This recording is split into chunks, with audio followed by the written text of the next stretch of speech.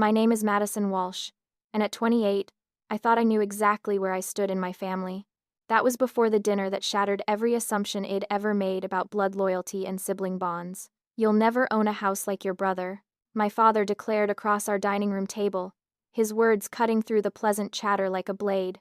My brother Derek smirked from across the table, that same condescending expression he'd worn since childhood. What I discovered in the weeks that followed didn't just change my relationship with my family. It exposed a web of lies, manipulation, and betrayal that ran so deep, it would ultimately destroy everything my parents thought they'd built. But before we dive into how I brought down my own family's empire of deception, I'd love to know, where are you watching from tonight? If this story of family betrayal and the sweetest revenge hits close to home, smash that like button and subscribe, because trust me, you're going to want to see how this ends. Now, let me take you back to where it all began. Growing up in suburban Connecticut, I was always the responsible daughter, while Derek was the golden boy who could do no wrong. Even though I graduated summa cum laude from business school and had been working as a financial analyst for 5 years, somehow Derek's mediocre performance in his father's construction company was treated like entrepreneurial genius. The dinner conversation that night had started innocently enough. Mom was passing around her famous lasagna when I mentioned it'd been pre-approved for a mortgage and was looking at condos in Hartford. The silence that followed was deafening. "Madison, sweetheart," Dad said, setting down his fork with deliberate care, "I think you're being a bit unrealistic about your financial situation." "What do you mean?" I asked, genuinely confused. I'd been saving for 3 years and had a steady income. Derek leaned back in his chair, already smirking. "Come on, Maddie. You know Dad's been helping me build my portfolio. I've already got 2 rental properties, and am closing on a third next month." My stomach dropped. This was the first I'd heard about any rental properties. "Dad's been helping you?" "Well, yes," my father said, avoiding eye contact. Derek showed real initiative with the business. He needed investment capital to expand. Investment capital. The words came out sharper than I intended. "I've been asking for help with a down payment for months, and you said the family budget was tight." "That's different, honey." Mom chimed in, her voice taking on that patronizing tone I'd grown to hate. "Derek's investments are for the family business. Your little condo would just be, well, personal." The way she said little condo made my blood boil. I'd been looking at a beautiful 2-bedroom unit that cost more than Derek probably made in a year at the company. But apparently, my achievements meant nothing compared to Derek's business acumen. Besides, Derek added with that infuriating grin, "You'll probably just get married and move in with some guy anyway. Why waste money on a place you'll never really own?" The casual sexism of the comment hit me like a slap. "Excuse me. Derek has a point," Dad said, and I watched in disbelief as both my parents nodded along. "You're focused on career right now, but eventually you'll want to settle down. Derek, on the other hand, is building something lasting." I looked around the table at my family, really looked at them, and for the first time in my life, I saw them clearly. The favoritism wasn't just about gender, it was about control. Derek was the heir apparent who would carry on the Walsh name in business. I was just the daughter who would eventually become someone else's responsibility. "You'll never own a house like your brother," Dad continued, completely oblivious to how his words were destroying me. But that's not necessarily a bad thing. Women have different priorities. The rest of dinner passed in a blur. I mechanically ate Mom's lasagna, while Derek regaled everyone with stories about his brilliant investment strategies, and Dad beamed with pride. Meanwhile, I sat there realizing that everything I'd worked for, every achievement I'd earned, every sacrifice I'd made to build my career, none of it mattered to the people who were supposed to love me most. After dinner, I offered to help with dishes, but Mom waved me away. "Derek and your father are going over some business paperwork. Why don't you just head home, dear?" As I gathered my purse and coat, I could hear them in Dad's study, voices low and conspiratorial. The exclusion was complete and deliberate. I was family enough for Sunday dinners and birthday calls, but not family enough to be included in the real decisions. Driving home to my small apartment, I made a decision that would change everything. If my family wanted to treat me like an outsider, then maybe it was time I started acting like one. And maybe, just maybe, it was time to find out exactly what Derek's brilliant business strategies really involved. The next few weeks were torture. Every family text thread was filled with Derek's updates about his latest deal and my parents' gushing responses. Meanwhile, my messages about work achievements or apartment hunting were met with minimal reactions or outright ignored. But a financial analyst for a reason, I know how to follow money trails, and Derek's sudden real estate empire had numbers that didn't add up. I started with public records. The first property Derek claimed to own was a duplex in East Hartford that sold for $350,000. The deed showed Derek Walsh as the owner, but when I dug deeper into the financing, things got interesting.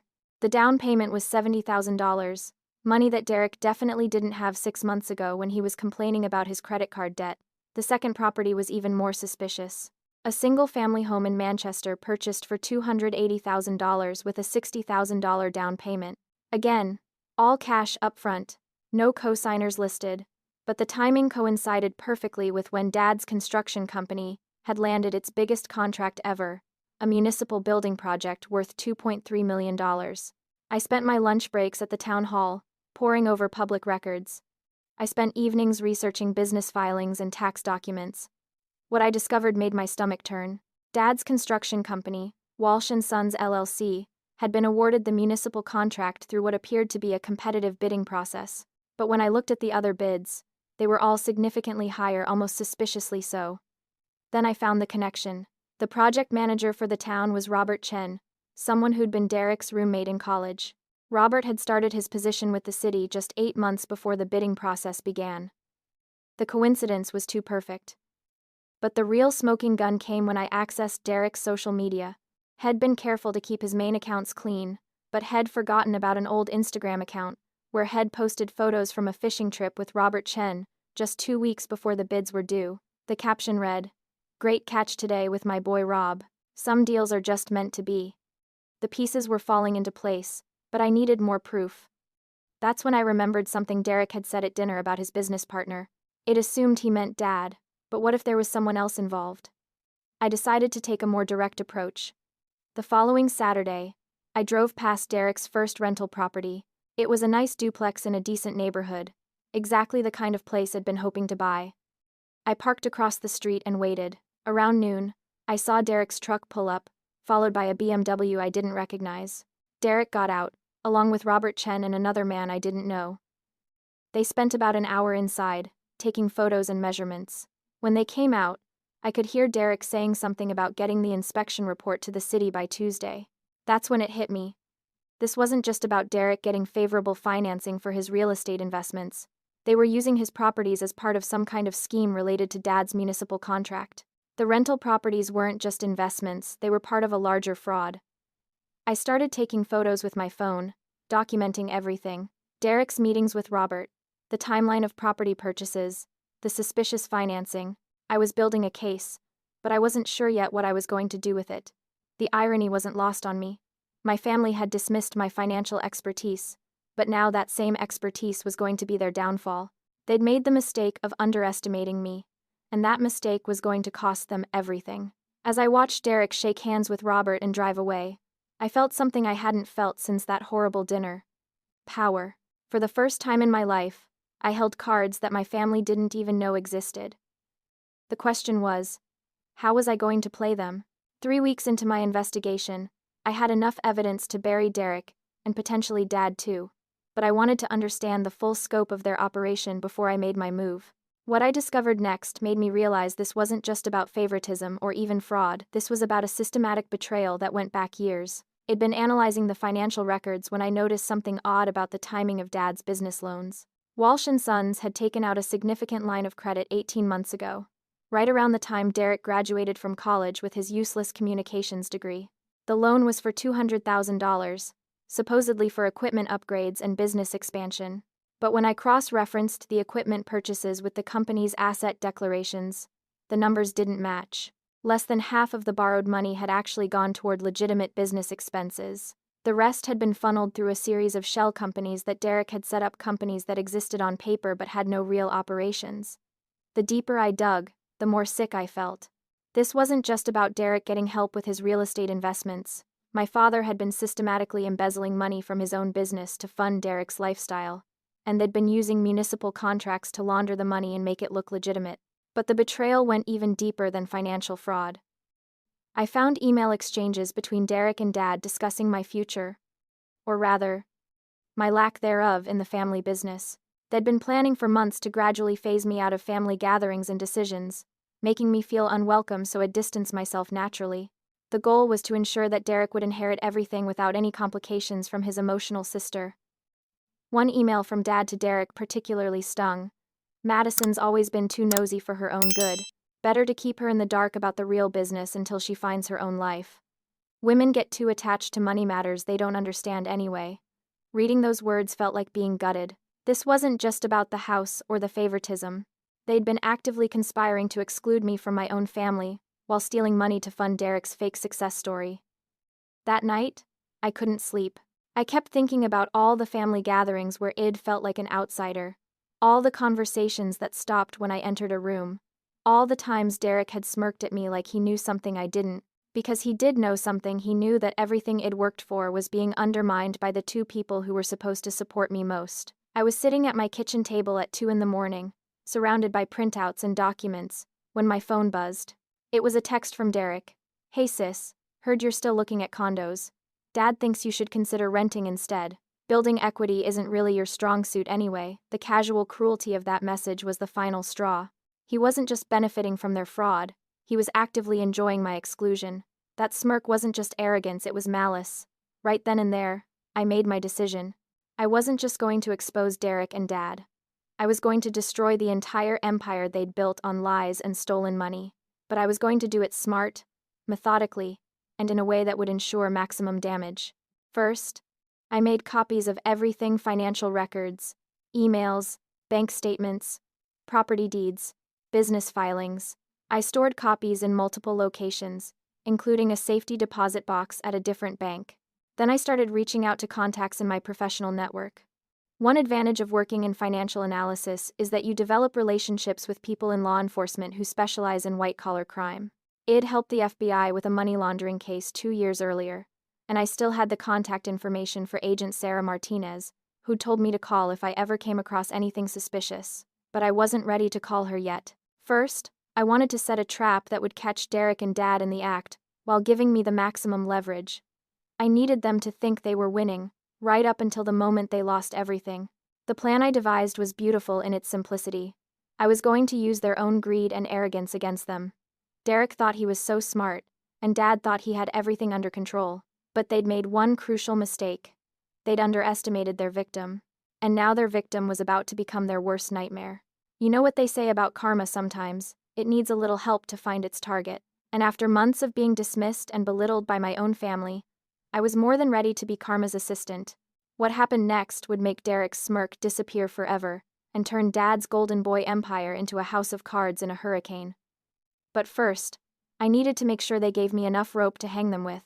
The beauty of my plan was that it required Derek and Dad to be exactly who they were: greedy, arrogant, and convinced of their own superiority. I was going to give them an opportunity so tempting that they couldn't resist, and in taking it, they'd provide me with everything I needed to destroy them completely. I started by creating a fake identity: Sarah Chen, Robert's cousin who worked for a private development company in Boston. Using my financial analysis skills and some careful social media manipulation, I built an entire digital presence for Sarah, complete with a LinkedIn profile, business registration, and even some fake news articles about successful development projects. The hook was simple. Sarah's company was looking to partner with local contractors for a massive residential development project in Connecticut. The project was worth $12 million, with the potential for ongoing work that could triple Walsh & Sons' annual revenue. But there was a catch: the partnership required a good faith investment of $500,000 upfront to secure the exclusive contract. I knew Derek would jump at the opportunity. It was exactly the kind of get-rich-quick scheme that appealed to his lazy nature and inflated ego. But more importantly, I knew they didn't have $500,000 in legitimate funds. They'd have to dig deeper into their fraud to come up with that kind of money, which would give me even more evidence to use against them. I set up the initial contact through Robert Chen, knowing he'd be eager to involve Derek in anything that seemed profitable. Within a week, Derek was texting me excitedly about a huge business opportunity that was going to change everything for the family. The first meeting between Sarah Chen and Derek took place at an upscale restaurant in Hartford. It hired an actress friend from college to play Sarah, someone Derek had never met who could convincingly portray a successful businesswoman.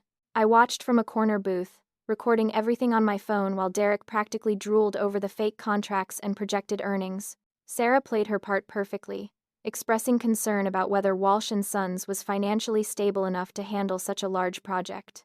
She questioned whether Derek had the capital to make the required investment, subtly challenging his masculinity and business acumen in a way that made him desperate to prove himself. "Money's not an issue," Derek bragged, exactly as ID predicted. "My family's company has been successful for decades. We've got liquid assets and credit lines that most companies can only dream about." Sarah seemed impressed but still hesitant. "I've heard great things about your recent real estate investments. Very impressive for someone your age, but this project requires a different level of commitment.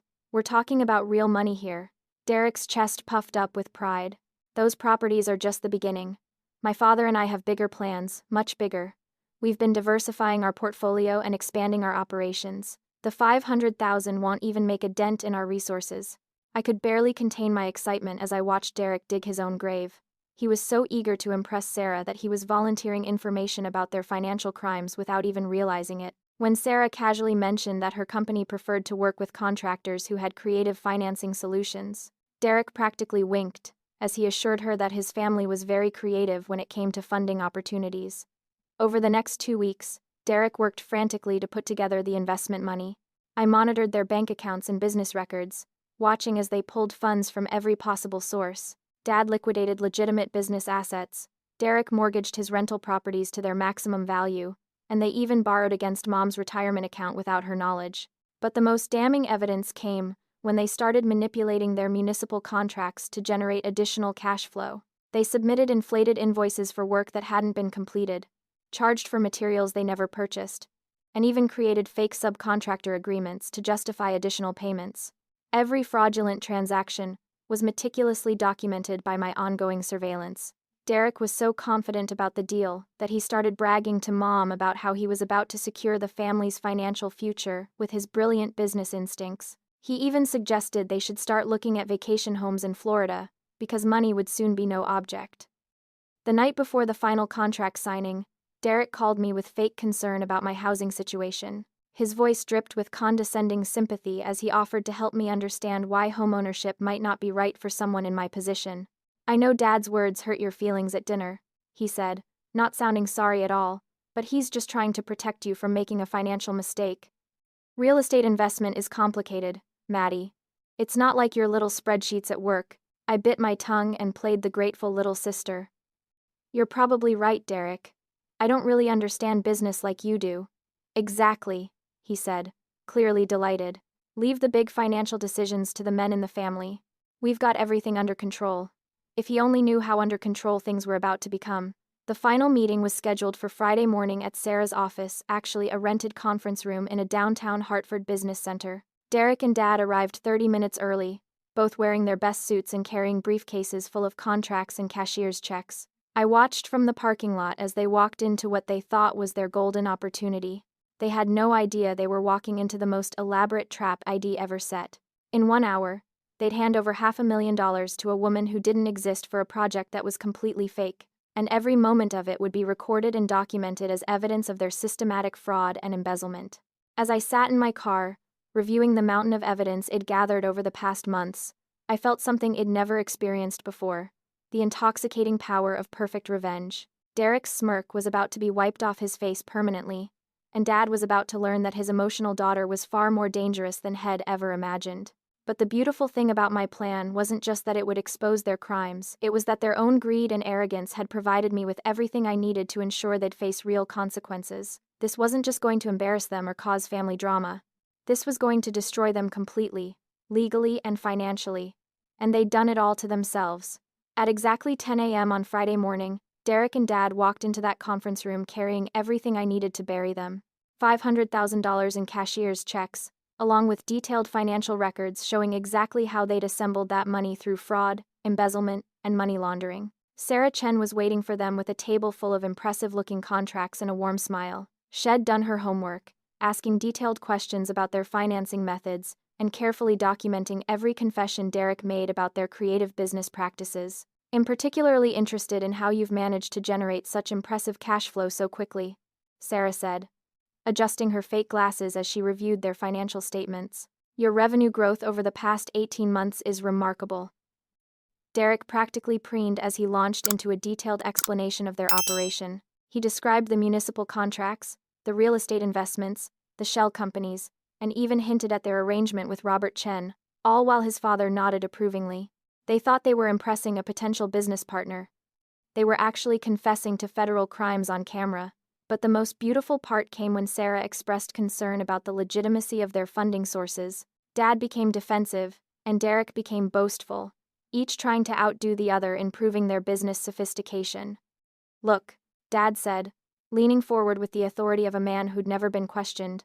"Walsh and Sons has been operating in this state for 25 years. We know how to work the system. We know which palms to grease and which officials to befriend. That's how real business gets done." Derek nodded enthusiastically. "My father's taught me everything about leveraging relationships and maximizing opportunities. The municipal contract alone has generated enough excess revenue to fund my entire real estate portfolio." Sarah raised an eyebrow. "Excess revenue? Cost overruns, material markups, phantom subcontractors," Derek explained with a wink. "The city never questions our invoices because they trust us. And Robert makes sure our bids are always competitive." I watched from my remote viewing setup as they systematically confessed to every crime I'd suspected, and several I hadn't even discovered yet.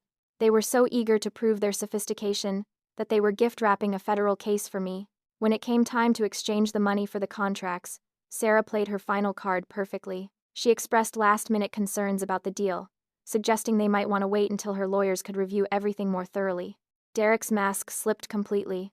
The polite businessman facade disappeared, replaced by the entitled brat I'd grown up with. "Are you kidding me? We've been planning this for weeks. I've liquidated assets, borrowed against properties, even used my mother's retirement money." "You can't back out now. Your mother's retirement money?" Sarah asked with perfect innocent concern. "Does she know about your investment?" Dad shifted uncomfortably, but Derek was too angry to notice the trap. "She doesn't need to know the details. I handle the family finances now. Mom doesn't understand business anyway, just like my sister. Women get too emotional about money." Sarah nodded sympathetically while the hidden cameras captured every word. "I see.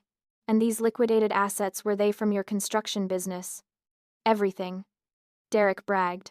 "Business accounts, equipment loans, even some creative accounting with our municipal contracts. We've been building this war chest for months." The meeting ended with Sarah promising to call them by Monday with her decision. Derek and Dad left feeling confident and superior, already planning how they'd spend their anticipated profits. They had no idea they'd just handed me a recorded confession to multiple felonies. But I wasn't done yet. The weekend gave me time to put the final pieces in place. I spent Saturday organizing all my evidence into neat, categorized files: financial records showing the embezzlement from Walsh and Sons, bank statements proving they'd used Mom's retirement funds without authorization, email exchanges revealing the conspiracy with Robert Chen, property records documenting the money laundering through Derek's fake real estate empire, and now, a full video confession of their crimes. Sunday morning, I made a series of phone calls. First to Agent Martinez at the FBI, who was extremely interested in my evidence package, then to the Connecticut State Police Financial Crimes Unit, then to the municipal authorities overseeing Dad's construction contracts. Finally, to the IRS Criminal Investigation Division, because tax evasion is always the cherry on top of any good white-collar crime case. I also made one more call to Mom. She deserved to know what had been done in her name and with her money before she found out from the authorities. The conversation was devastating. Mom had no idea about Derek's real estate investments or Dad's creative financing. She certainly didn't know they'd been using her retirement account as their personal piggy bank. When I explained everything I'd discovered, there was a long silence before she started crying. "How could they do this?" she whispered. "How could they risk everything for Derek's stupid schemes? Because they thought they were smarter than everyone else," I said gently. "Including you and me." Monday morning arrived like a storm front. At 8 a.m., federal agents executed search warrants at Walsh and Sons, Derek's properties, and both their homes. By noon, Dad and Derek were in custody. By 5 p.m., Robert Chen had been arrested at City Hall. The local news picked up the story immediately. "Local construction company owner and son arrested in municipal fraud scheme," was the headline on every channel. The details were even more damaging than I'd hoped. The investigators had found evidence of additional crimes I hadn't even uncovered. Derek's real estate empire collapsed overnight. The properties were seized as proceeds of criminal activity. Dad's construction business was shut down pending investigation, with all assets frozen. The municipal contracts were voided, and the city announced they'd be seeking full restitution for the fraudulent payments. But the most satisfying moment came Tuesday evening, when Derek called me from jail. "Maddie, you have to help me," he said, his voice cracking with panic. "I don't understand what's happening. The lawyers are saying, I'm looking at 10 to 15 years. This has to be some kind of mistake." "No mistake," I said calmly, "just consequences." "What do you mean?" "Maddie, I need you to talk to Dad's lawyer. You work in finance, you understand these things. Tell them this is all a misunderstanding." I let the silence stretch for a moment before delivering the words I'd been waiting my whole life to say. "Derek, remember what Dad said at dinner? That I'd never own a house like you? Well, guess what? You're right. I'll never own a house like yours, because yours was built on lies and stolen money. But I'll tell you what I will own: a clear conscience and a future that isn't built on fraud." The silence on the other end was deafening. "It was you," he whispered. "You did this to us." "No, Derek, you did this to yourselves. I just made sure you faced the consequences." 6 months later, I'm sitting in my new home office, writing this story from the beautiful 3-bedroom house I bought with a legitimate mortgage and my own hard-earned savings. The house is everything I dreamed of: modern kitchen, hardwood floors, and a view of the Connecticut River that takes my breath away every morning. Derek and Dad both pled guilty to avoid longer sentences. Derek got 8 years in federal prison for money laundering, fraud, and conspiracy. Dad got 12 years for racketeering and embezzlement. Robert Chen got 5 years and was permanently banned from municipal employment. All three were ordered to pay full restitution to their victims, which meant every penny they'd stolen had to be returned. The most poetic justice came when Derek's rental properties were auctioned to pay restitution. I attended every auction, watching from the back as the empire he'd built on stolen money was dismantled piece by piece. The duplex that started my investigation? I bought it myself at a significant discount. Every month now, the rental income from Derek's former investment goes into my retirement account. Mom divorced Dad immediately after his sentencing. She moved to Florida to live near her sister, but not before thanking me for exposing the truth before she lost everything. "I always knew you were the smart one," she said, hugging me goodbye. "I just wish I'd seen how smart sooner." The house Derek had mocked me for wanting? I bought it too, as an investment property. Sometimes life has a sense of humor that's almost too perfect to believe. My career flourished after the case. Several law enforcement agencies recruited me as a consultant for financial crimes investigations. I started my own forensic accounting firm, specializing in family financial fraud and embezzlement cases. Business has been booming apparently. There are a lot of families out there with secrets worth exposing. But the most satisfying part wasn't the money or the career success. It was the knowledge that I'd refused to be a victim. When my family tried to diminish me, dismiss me, and exclude me from my own inheritance, I didn't just accept it. I fought back with intelligence, patience, and strategic thinking. I turned their own weapons against them and won completely. Derek writes me letters from prison sometimes. He's still trying to convince me that he's the real victim, that I destroyed the family over petty jealousy and sibling rivalry. He doesn't understand that this was never about jealousy. This was about justice. This was about refusing to let criminals profit from their crimes just because they happened to share my DNA. The last letter I received, Derek finally seemed to grasp the scope of what I'd done. "You planned this whole thing," he wrote. "From the moment Dad said you'd never own a house like mine, you were planning our destruction. How long did you wait? How long did you watch and plan and document everything before you struck?" I never responded to that letter. Some questions don't deserve answers. The truth is, I didn't plan their destruction from the beginning. I planned my own success. Their destruction was just a natural consequence of their choices. When you build your life on lies, fraud, and betrayal, eventually someone smart enough and determined enough will come along to tear it all down. I just happened to be that someone. Looking back on this whole experience, I've learned that family karma isn't always automatic. Sometimes it needs an assist from someone who refuses to be a victim. Sometimes justice requires careful planning, patient investigation, and strategic action. And sometimes the best revenge isn't getting mad, it's getting even, in a way that ensures your enemies can never hurt anyone else again. My father was right about one thing. I'll never own a house like my brother, because I'll never own a house built on stolen money, lies, and the suffering of others. Every property I own, every success I achieve, every dollar I earn, comes from my own hard work and legitimate effort. That's a legacy Derek will never understand and Dad will never appreciate. But it's the foundation of a life I can be proud of. So here's my question for all of you watching. Have you ever had family members who tried to diminish your worth or exclude you from opportunities you'd earned? How did you handle it? Did you fight back? Or did you accept their version of your limitations? Drop your story in the comments below, I read every single one. And I love hearing about people who refuse to be underestimated.